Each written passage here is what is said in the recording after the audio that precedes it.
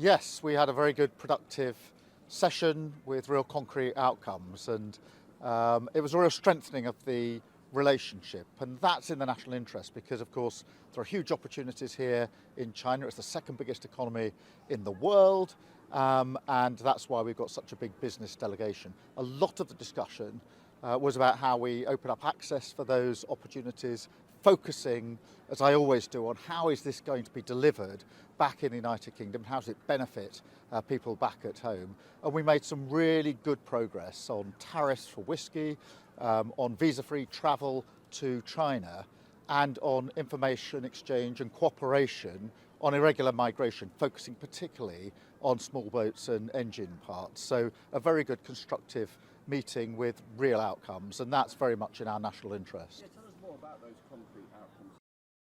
What terms have you agreed?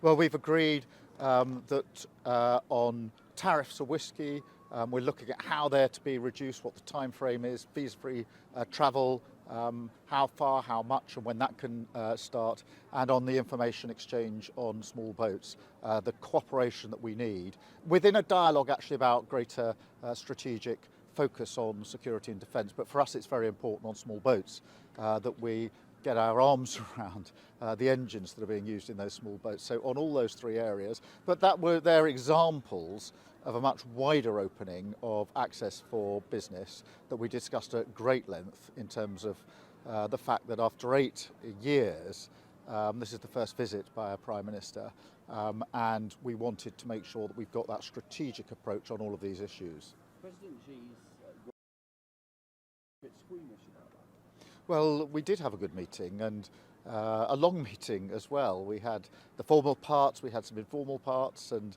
then we continued over lunch. And so the relationship is in a good place, a strong place. And what I'd say to everybody here is that I always act in our national interest.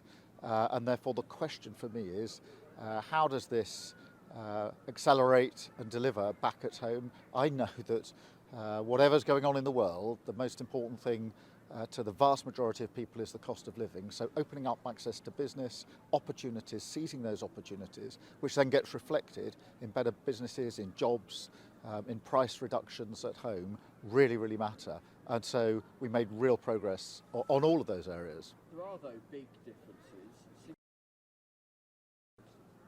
Well, we raised those issues as you would expect. Part of the rationale for engagement is to make sure that we can both seize the opportunities that are available, which is what we've done, but also have a mature discussion about issues that we disagree on. Yes, we did have a respectful discussion about that, raised those issues, as you would expect, but that, if you like, is part and parcel of the reason to engage. It is in our national interest, it gives us great opportunities, but it also gives us the opportunity to have those discussions about areas where we disagree. A final question on a wide, appropriate way here. Well, the big issue, the big challenge here is to ensure that Iran doesn't get a nuclear program, and we're all absolutely agreed on that, and we're working with allies to that end, and that is the central focus of what I'm doing with our allies. President Trump's actions the right ones? Well, we all agree that ensuring that Iran doesn't get that nuclear program is the number one priority, and that's what we're working on. Jelajahi cara baru mendapatkan informasi. Download MetroTV Extend sekarang.